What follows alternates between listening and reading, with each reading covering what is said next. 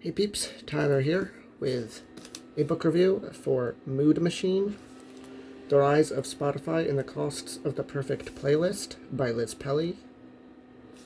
As you see, I annotated it to hell and back. I've written a review which I will be reading. I'm a writer, an artist.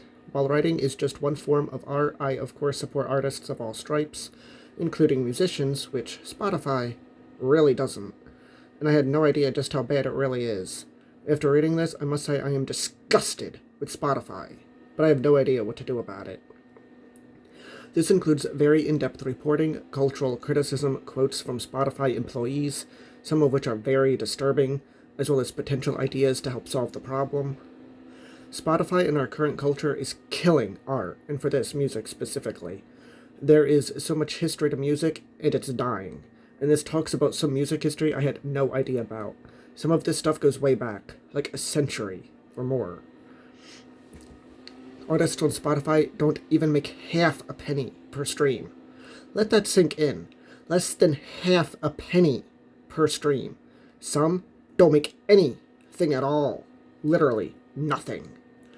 And they use any way they can to squeeze them dry even more. It's honestly diabolical, in my honest opinion.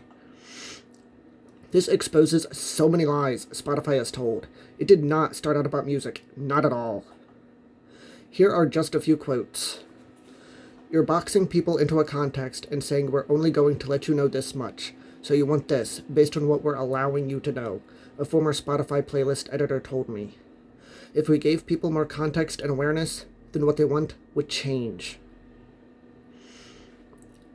It's just so fucking soulless, the same anonymous producer went on. This is a different quote.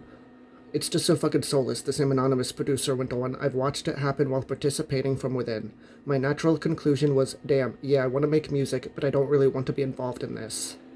It's really upsetting, and I don't have to care. If I align my life differently, I don't have to care about making money off of this. I'm in the very beginning of that existential shift. Everyone I talk to who is getting into this, I want to tell to just do this for fun and not worry about the numbers, because you'll just lose unless you're a ruthless capitalist. And I don't want more ruthless capitalists determining the music we all listen to. That's not the vibe, you know?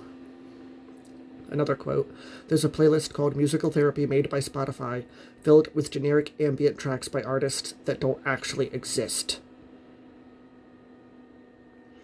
Yes, you read that right. AI music, stock music, so they can pay artists even less, aka nothing at all. Music that a robot made. After all, the robot doesn't need money to exist in the world. That was me, not a quote from the book, obviously.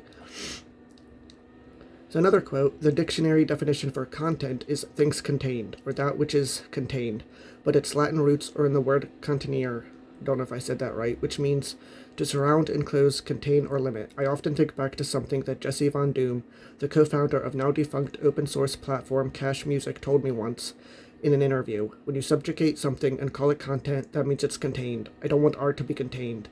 I want it to be free and to run around and be weird and messy. It can seem like a mere semantic difference, but it's true. Art making and content creating are different undertakings, not just spiritually, but also practically. And another quote, controlling more of the listening experience via programming pretty clearly benefits us more than anybody else, one employee wrote. That's exactly why we have goals to increase programmed share. This isn't just like selling a banner ad somewhere. The boosted plays come at the cost of other artists, said another. And as the article correctly notes, the degenerate case is that artists stop benefiting at all from paying us. The way it explains sounds like a fucking loop that ends up making it to where artists completely lose. Even Spotify's own employees could see that discovery mode was a deceptive practice. One former employee who had worked on the creator team put it to me this way. It's definitely a winner-take-all situation, he said. They talk about how it's a win for Spotify, and it's a win for artists, and it's a win for listeners, but there's just no way that's mathematically possible. When you talk about the way that money is exchanged, that's not true. It is a win for Spotify, it is a win for labels, it is not a win for artists. And they continue to put themselves forward as if it's a win-win-win for everyone, but the whole concept is not possible. That's the end of the quotes, and there is so much more. Suffice it to say, I don't want to listen to, or watch, or read art made by AI, by robots.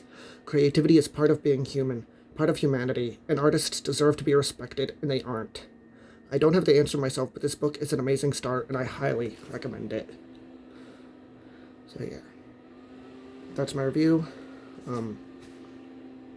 My link is in the description. Like, comment, share, subscribe, hit the bell if you want to. Thank you for watching, and have a nice day.